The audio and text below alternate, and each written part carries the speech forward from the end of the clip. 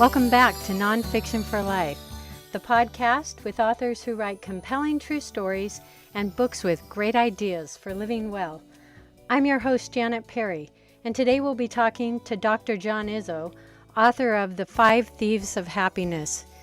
Dr. Izzo is the best-selling author of 7 books, and he's also a lecturer. He's spoken to over 1 million people and taught at 3 major universities. He's advised over 500 organizations, and he's frequently featured in the media by the likes of Fast Company, PBS, CBC, The Wall Street Journal, CNN, and Inc. magazine.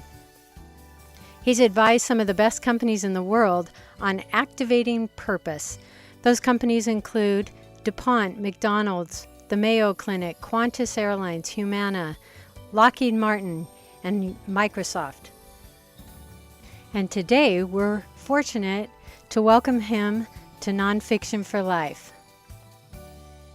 Welcome to the program, John. Thank you for joining us. Thank you. So great to be here and really looking forward to this conversation. Well, I'm excited to talk about your book, The Five Thieves of Happiness. I think the background is quite interesting. You often refer to your 8-month sabbatical in 2015 when you trekked the Camino de Santiago in Spain and then later the Sacred Valley in Peru. What was it about those experiences that seemed to help you crystallize your ideas for this particular book?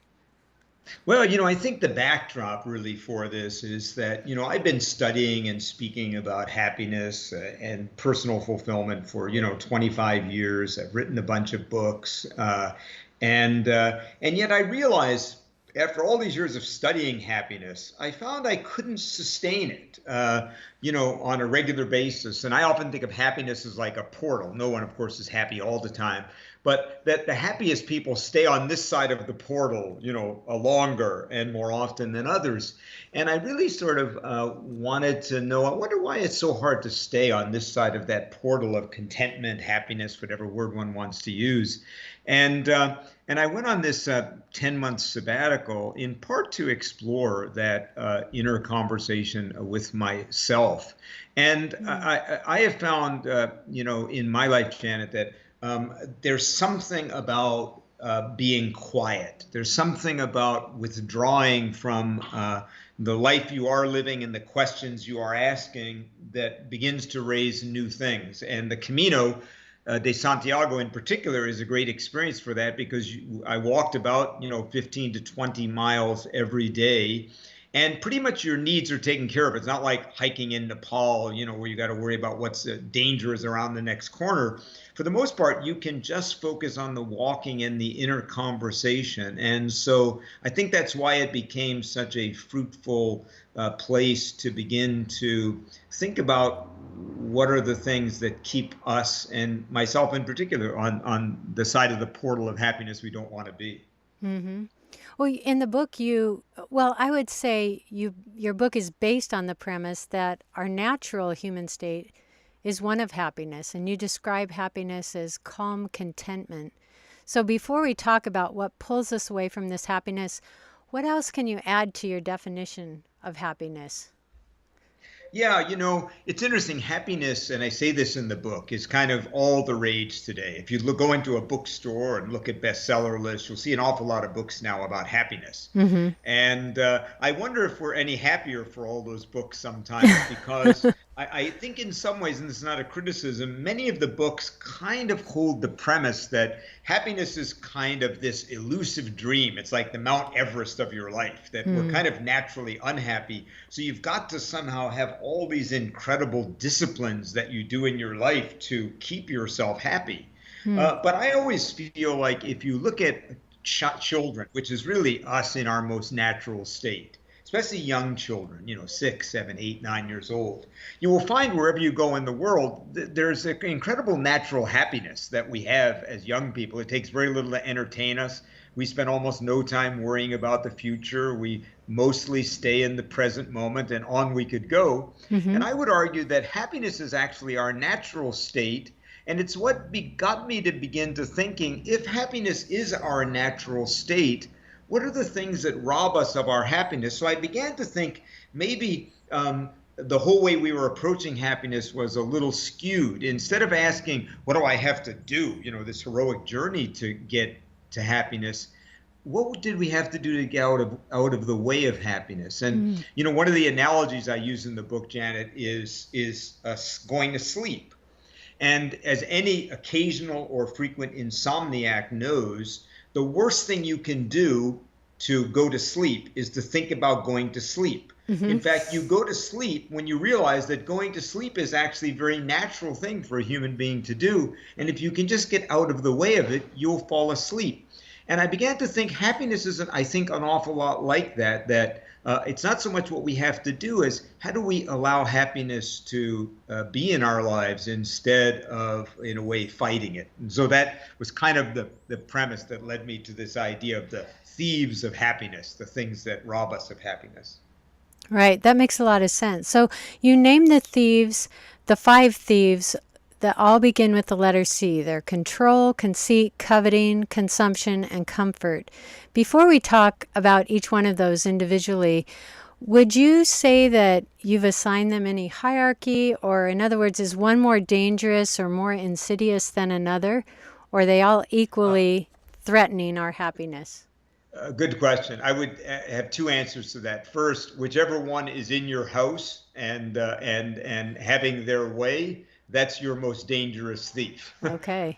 And so in that way, it's different for each one of us. I do know, and people can, by the way, go to our website, Five Thieves, just spell it out, fivethieves.book.com, and take a little quiz to find out which thief is most robbing you of your happiness. I do know from that survey the biggest thief for most people, but let's hold that a little suspense for the listener. But I will tell you later on which thief is polling as the biggest robber. But I would say whichever thief you find is living in your house, and if you're honest, they're in charge, that's probably the thief that's most important for you. Okay. Yeah, well said. Okay, so let's begin with control as the first thief. This is a quote from your book. Two of the most obvious things we try to control are the past and the future. Of course, we cannot control that which has already happened, and we cannot control that which has not yet occurred. The twins of regret and worry, first cousins of control, take away moment-to-moment contentment. And that's the unquote. So this is really interesting because I think most people, or many people anyway, are prone to live with regrets or worry about the future because they believe that by doing that, they will control their happiness. And you say the opposite of control is surrender. So what is it we can control and what should we let go of or surrender? Yeah, well, really good question and a lot packed into there. And let me say, since I said I would when it came up, about 51% of the people who've taken the survey, so over half, this was their number one thief. Okay. And control is really about the desire for things to be different than they are at any moment in your life. In fact, one of the things I say in the book that I think is most important is that almost all psychological suffering is resistance to what is happening at any moment. Let me say that again because I think it's really important. Almost all psychological, emotional, and spiritual suffering is resistance to whatever is showing up at any moment. And don't confuse this with passivity. One of the reviewers who read the book said, I was so relieved when I read your book because when I first started reading it, I thought you were going to say, give up all desire, give up all your intentions, just surrender to it, whatever's happening, and you'll be happy. He said, what I was thrilled to see is that what you said was, no, have intentions, have goals, have things you want, but understand you can't control. So maybe I intend this book to be a massive bestseller, but I can't control that. I intend you to accept my apology, but I can't control that. I expect to get home without being stuck in traffic, and I'll take whatever route I can to make sure I don't. But there's still going to come that moment that I can't be in control. And in that moment, I have a choice to surrender to it with curiosity to whatever is happening or to be in a place of resistance to it. And once people realize this subtle thing, that my suffering is not from the thing that's happening, but from my resistance to my inability to change it, everything shifts. Let me give you two really examples, one small, one big.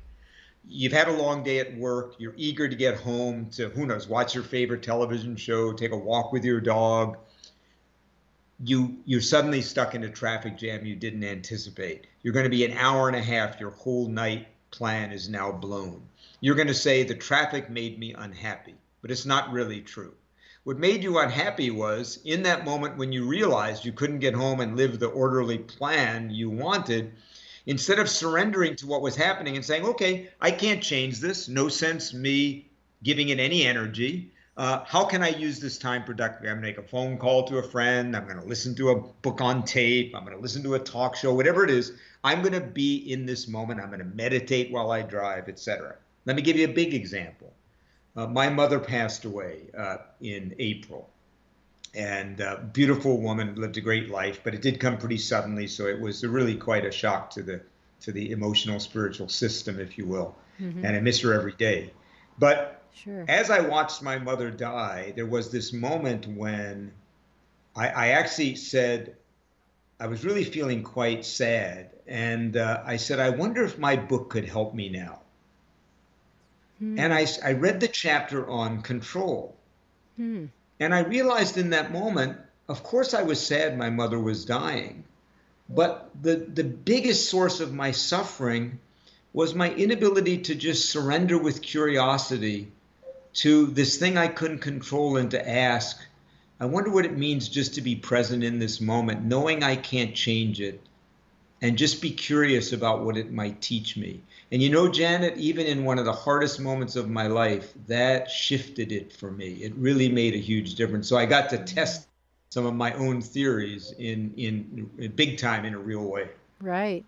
It's such a powerful concept to control what you can and accept the rest. And I love that you say surrender to curiosity, because we skip those beautiful learning moments when we don't have curiosity, when we just resist. So I love, and your first example, though small, is so commonplace, and so many of us could learn from just allowing the traffic to be and using that time and energy in other ways. Great examples. With every thief, you suggest readers apply a 3-step process. You say, notice, stop, and replace. I'm wondering if you can describe how that process would look when we're dealing with the thief of control. Notice, stop, and replace. Yeah, great. And that's really helpful. One of the things I believe in is always dangerous in a book about happiness is that that you just have a great concept, but nothing practical you can do when you leave. And so I feel this model is an incredibly simple but practical idea, which is the first thing I have to do is notice, which means to realize this is a thief. So let's say control as an example, my desire to control that traffic jam, to control my mother dying, to control how someone reacts to my apology, to control whether I get that promotion. Instinct, if you will, is fine. But if I notice now that my desire for control is robbing my happiness, I'm going to unmask the thief. I'm going to say, you know what? This feeling of control in the middle of this traffic jam, this resistance, is not my friend. Then I'm going to make a choice to stop it.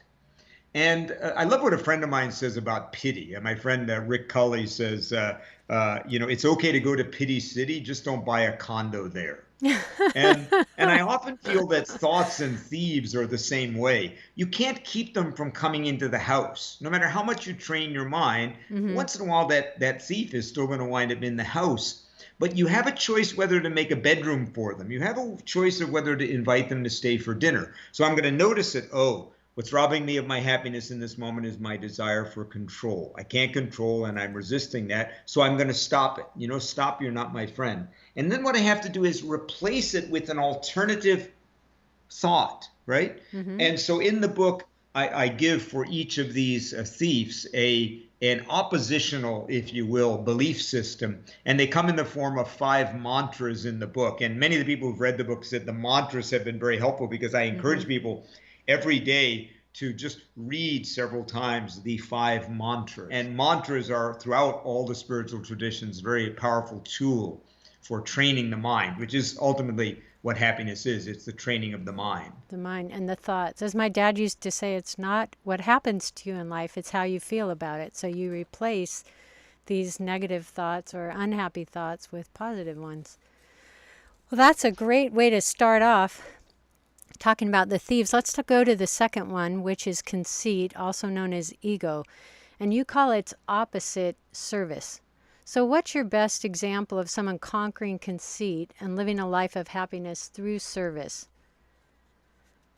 Well, I think first, let's begin with something that most of us were told when we were very young that was actually, at least significantly, I believe, incorrect in some way. All of our lives when we're really young, people tell us the secret to happiness is to find yourself. If you can just find yourself, you can just kind of figure out who you are, find out who you, and by the way, nothing wrong with finding out who you are. It's very important. I talk about that in my book, The 5 Secrets You Must Discover Before You Die. Know yourself, very important, one of those secrets. Sure. But here's where it gets dysfunctional, is that if you think about it, most of our moments of happiness in our life were not the moments when we were sitting around thinking about our little story and why we weren't happy. But most of the happiest moments in people's lives were when they were caught up in something outside of themselves. Might be a hobby. I just played tennis this morning. For those 2.5 hours, trust me, I did not think about my happiness, but I was incredibly happy. I was just engulfed in that tennis. And one of the interesting things I found on the Camino was that my most unhappy moments on the Camino were when I spent several hours thinking about, John, I wonder why I can't stay happy all the time. What do I have to do to be happy? And my most happy moments on the Camino were when, in some small way, I was of service to someone else. I remember late in the Camino, I met a young woman walking in the opposite direction. And people do that in the Camino. It's a 750-kilometer walk one way, but many people wind up walking back as well. And this young woman had walked all the way from Italy to the west coast of Spain, and now was walking back. And for some reason, we just stopped and looked at each other. And I said to her, "You're walking in the wrong direction." And she said, "Well, actually, I've already walked to Santiago, and I'm on my way back." "Where are you from?" "I'm from Italy." And I said, "Why are you walking the Camino?" And I asked many people that question, and she simply put her hand on her abdomen, and she said, "Because I'm sick." And I knew in that moment, Janet, I didn't have to ask, I knew she had cancer. And all we had was this maybe 1.5-minute incredible encounter. I said, "Do you mind if I give you a hug?" And she said, "No, I would love that." And we just had this literally 2 or 3 minute encounter. And you know what? That was probably one of my happiest moments on the Camino. And in that moment, I wasn't thinking at all about myself. And I've come to the conclusion that actually, the real secret to life is not to find yourself, but to lose yourself. Jesus, for example, said, he or she who seeks to find themselves will lose themselves, but he who loses themselves will find themselves. And so the truth is, all the sages throughout history have told us the real source of happiness is to stop thinking about your small little self and realize that you're part of a much larger conversation. And the other thing, Janet, on the Camino that was so beautiful is when you walk the Camino, there's one wonderful place in the Camino where you come, the highest point on the Camino, where there's a big crucifix, and there are literally thousands of stones that have been left there over about 1,300 years, thousands of stones. Most of these pilgrims long ago gone. And now you leave your stone. The idea is you leave something there that you want to leave behind. That you brought with you spiritually. And one of the interesting things is when you come to that place in the Camino, there's 1 or 2 reactions you can have. One is, "Oh my God, what a small little pebble I am." And many people, by the way, put a really big stone. They put a giant note on the stone, hoping that their stone will stand out.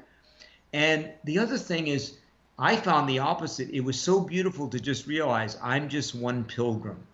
I'm a part of a long conversation that began long before I was here, that will go on long after I'm gone.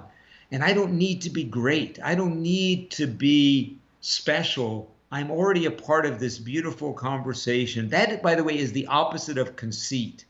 And by the way, it'll also help cure your fear of death when you realize what we're really afraid when we think about dying is we're afraid this small little incarnation, this small part of all of eternity when we're in this one body, uh, is going to be lost, when in fact we're part of such something so much bigger than us. So there's a lot you can unpack on conceit, but the oppositional energy is surrender, surrender to life, to the moment, to being in service to others. Beautiful. I love that symbolism of those stones. That's great. Okay, the third thief you call coveting. And it's manifested in really interesting ways. As you put it, it disguises itself, making us ask, how do I compare to others? Kind of like mirror, mirror on the wall in Snow White.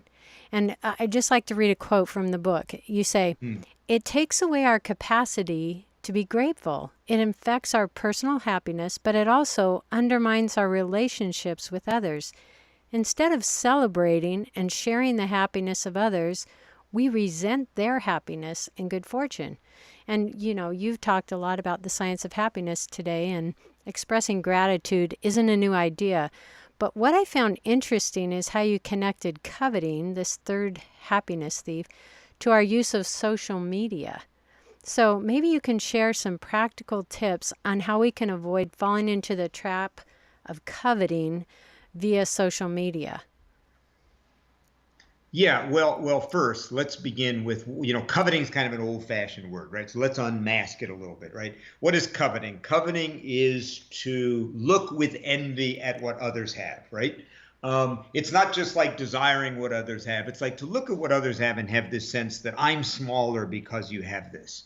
And this is the thief who is constantly whispering in our ear, Janet, John, life is a contest. To be happy, you must have more of, be more of than someone else. Life is about comparison. Right, that it's about comparison, right? And the funny thing is, think of how much of our unhappiness comes because we compare ourselves with others. How much angst we have about that. And what does it do to us? First of all, one of my mentors early in my life gave me a great piece of advice. It's a great piece of advice I ever got in my life in some ways about happiness. He said, John, no matter how successful you are in your life, you will always find yourself feeling like a chihuahua in a room full of St. Bernards. And what he meant was, like, before I wrote a book, I thought, man, if I ever write a book, I'm going to be like the cat's meow.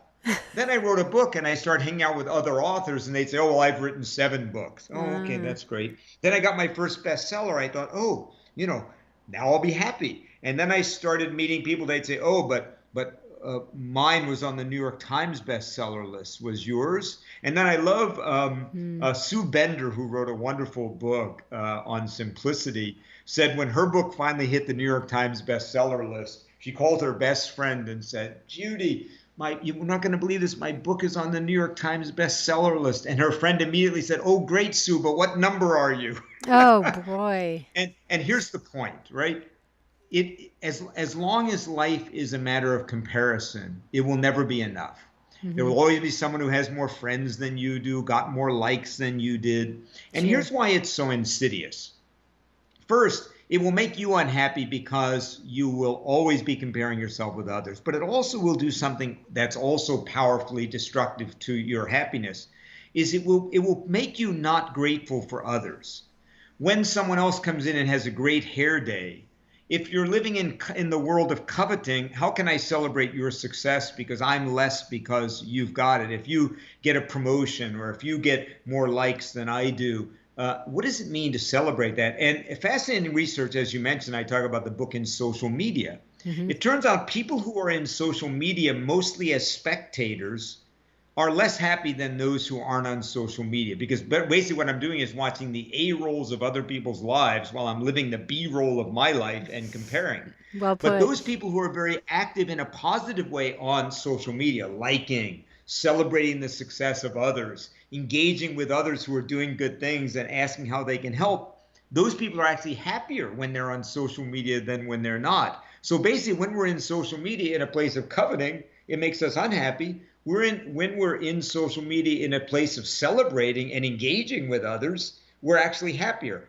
So again, in each moment, instead of being in that place of coveting, can I be in a place of celebrating what's happening in my life and also celebrating the success of others? That's great. You know, such simple solutions, celebrating and showing gratitude, they're I think they're so common now that we take them for granted, but do we really practice them? Okay, so the fourth thief of happiness is consumption, and a not so subtle plague of this prosperous period in history. So, to counterattack consumption, you propose exercising our minds like a muscle and notice when our thoughts gravitate toward, I will be happy if, or I will be happy when. So, besides simply being aware of our tendency to consume, it's so easy these days, what other methods can be effective in helping us reprogram our minds to reclaim happiness? Yes. Well, first, let's unmask consumption. No pun intended, since we're talking about thieves. Let's unmask I consumption for actually just a really moment, like right? that you use that, unmasking Yeah, these let's thieves. unmask consumption for just a moment, because most people, when they hear that, will immediately go, "Yeah, yeah, I know. Things won't make me happy, and going and buying things won't bring me, great happiness. So, I guess everything is going to be good if I don't do that." I actually mean consumption in a much broader way. Consumption is the belief that anything outside of myself can make me happy, and the belief that at every moment I don't have the power to choose contentment. I'm dependent on what's happening around me. And let me tell you, when this idea first came to me, I had a gal years ago. Her name was Janice, who my partner's name is also Janice, but this is a different Janice. For people who know me, Janice was my assistant for years, and kind of a naturally very curious person. Read tons of self-help stuff. One day she was sitting at her desk with a rather quizzical look on her face. I said, "Janice, what's up?" She said, "I was just thinking to myself, of all the things we do in our lives to try to be happy, get more money, have more experiences, get a relationship, have more friends." She said, "I was just thinking to myself, I wonder what would happen if I just decided to be happy." And when she said that, we both kind of laughed, because for many people, this is like almost a crazy idea. The idea that at any moment, each one of us has the power to choose contentment, whatever is happening around us. I meditate every day, and one of the things, I have a little personal mantra I use in my meditation, at the end of my meditation. And at the end of my meditation, my mantra begins with these three words: I choose contentment. I want to remind myself that all day long, whatever's happening, being unhappy is a choice. It's actually an internal choice. It's not actually outside yourself, it's inside. So when we say happiness is in your head, it's actually true. It's a choice in the moment to be content. And here's the real challenge for most people. Most people think, "John, you're wrong. Is about my circumstances." In fact, I talk in the book, the English word happiness comes from the Old English word happenstance, happenstance, which meant if good things are happening to you, you would be happy. This is about disconnecting that and realizing that happiness is actually the ability at every moment to say, today I'm going to choose to be content. Here's the way you practice that. Next time you're feeling unhappy, say, it's interesting. Happiness is actually in my head. It's not actually in what's happening. I'm going to choose to be content in this moment. And I often think it's like going to the gym. You're training your mind to be able to realize it can choose contentment in any moment, rather than believing happiness is out there in anything, in anyone, in any experience, or anything you might ever achieve. You know who we this reminds me of Abraham Lincoln's saying. He said, "Folks are usually about as happy as they make up their minds to be." My father, who was a psychologist, used to quote that all the time. So much of what you're teaching us, John, is about mental calisthenics and moving our minds back to that natural state of happiness and choosing our thoughts and feelings. Right. And so again, people will let me say, there's a wonderful old Bob Newhart YouTube. I was never a big Bob Newhart fan, but you got to sometime, Google YouTube Bob Newhart Stop It. And it's basically a woman comes to him and says she's afraid, she has a paranoia about being buried alive in a box. and Mm-hmm. she can't get through her day because she can't thinks all the time about being buried alive in a box. And he winds up basically, saying, you only have 5 minutes for therapy. It's $1 a minute. You can't go overtime, and I don't give refunds. And the funny thing is, so after she gives this litany, he says, "Okay, I have 2 words for you, and I want you to leave the office and do it." And she goes, "Okay, what are the words? Should I write it down?" "No, most people can remember 2 words." He goes, "Stop it." She goes, "Well, no." He said, "No, stop it." He said, "What is it? Do you think it's making you happy thinking about being buried alive in a box?" She goes, "No." He says, "Well, my parents." "No, we don't go there." Anyway, the bottom line is most of us resist the idea that we can actually choose happiness. But what I say is stop it. Right. Stop it. Try it. And you'll We, see you can. yeah, we allow ourselves to be victims to our circumstances Yeah. rather than Yeah. just Stop it. controlling it. Stop Yeah, it. great. Okay, so the fifth and final thief of happiness you call comfort. And you warn us that this is the subtlest of all the thieves. At face It is a very value, subtle. it is subtle. As I read your book, I thought, oh, this is really very subtle. So at face value, comfort doesn't seem like a threat to our happiness. It seems instead like quite the opposite. So Yeah. maybe Who you can wouldn't want to be explain that. comfortable, right? Yeah, Yeah. comfort And brings me happiness. it's a tricky thief because comfort actually comes in 2 different disguises. The first disguise is a very simple disguise, which is we know from all the research ever been done on happiness, is that human beings are happiest when they're trying new things, having new experiences, breaking out of their routines. We know when people change jobs or roles, they get a bump in happiness.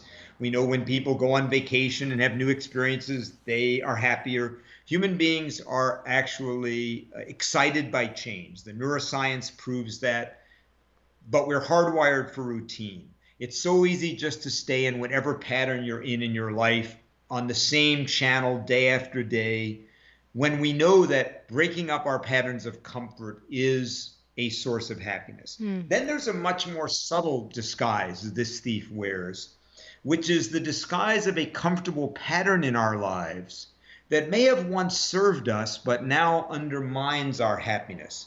The example I use in the book, Janet, that's an easy one to understand, is when I was in high school, I had really bad acne and got picked on a lot. And I learned to kind of play it safe.